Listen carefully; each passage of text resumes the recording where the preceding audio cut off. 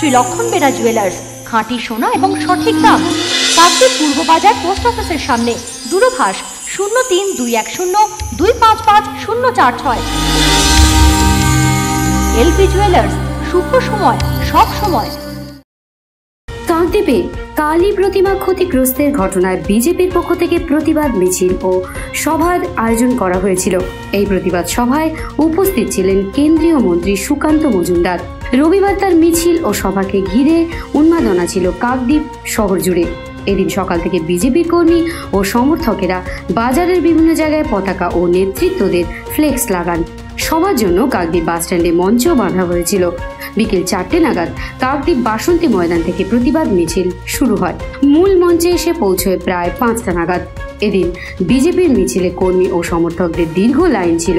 প্রচুর কর্মী ও সমর্থক এদিন জমায়েত হয়েছিলেন। তাই নিরাপত্তার কথা মাথায় রেখে এদিন কাকদ্বীপ বাজারে প্রচুর পুলিশ মোতায়েন করা হয়েছিল। এদিন কেন্দ্রীয় মন্ত্রী সুকান্ত মজুমদার তার বক্তৃতায় সরাসরি শাসক দলকে আক্রমণ করেন। এছাড়াও পুলিশের দিকে আঙুল তোলেন। আজকে তো তাদেরকে জামিন দিয়ে দেওয়া হয়। পুলিশ ইচ্ছে করে এই ধরনের ধারা দিয়েছে, কারণ এই যে ব্যক্তিকে অ্যারেস্ট করা হয়েছিল সে হচ্ছে লোকাল তৃণমূল অটো ইউনিয়নের নেতা। প্রত্যেকটি জায়গায় এই অটো ইউনিয়নের লোকেদেরকে জোর করে তৃণমূল কংগ্রেসের হয়ে ভোট করাতে হয়, জোর করা হয়, এবং কেউ কেউ নিজের আগ্রহে, যে অ্যারেস্ট হয়েছিল সে নিজের আগ্রহে করে, তাকে জোর করাতে হয় না। সে তৃণমূল কংগ্রেসের হয়ে ভোট করায়, মারামারি করে, গুন্ডামি করে।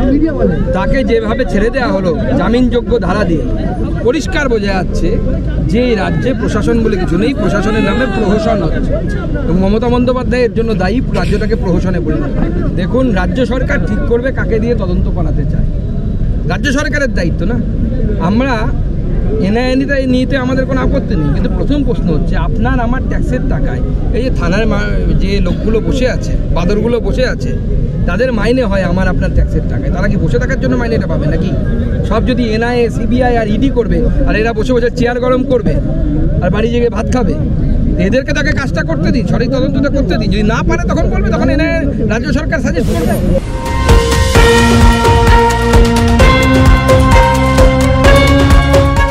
কাকদ্বীপ থেকে বিশ্ব সমাচার নিউজ টিম।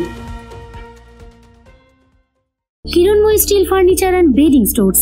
আমাদের শোরুমে অত্যাধুনিক ডিজাইনের বিভিন্ন মডেলের বিভিন্ন কোম্পানির স্টিল আলমারি, সোফা, চেয়ার, টেবিল ও বিভিন্ন আসবাবপত্র এবং বেডিং এর সমস্ত দ্রব্য পাওয়া যায়। যোগাযোগের ঠিকানা কাকদ্বীপ রথতলা, দক্ষিণ 24 পরগনা। Mobile number 8637565633। জয়নগরে এই প্রথম সরকার দ্বারা অনুমোদিত 100 শয্যা বিশিষ্ট নার্সিংহোম স্পন্দন মেটার্নিটি অ্যান্ড নার্সিং হোম। এখানে 24 ঘন্টা আইসিসিইউ, এনআইসিইউ, ডায়ালিসিস ও সকল প্রকার মাইক্রোসার্জারি সহ অত্যাধুনিক সিআর যুক্ত modular operation theatre spine, brain ও অর্থোপেডিক রিপ্লেসমেন্ট সার্জারির সুব্যবস্থা আছে। সম্পূর্ণ বিনা ব্যয় স্বাস্থ্যসাথী, ওয়েস্ট বেঙ্গল হেলথ স্কিম ও অন্যান্য মেডিক্লেমের চিকিৎসা ও অপারেশনের সুবিধা পাবেন। Spandan maternity and nursing home, NABH accredited hospital, Thana cross road, Joynagar, Majilpur, Dakshin 24 Pargana. যোগাযোগ 0321822850 ও 9732607328, 9647346036।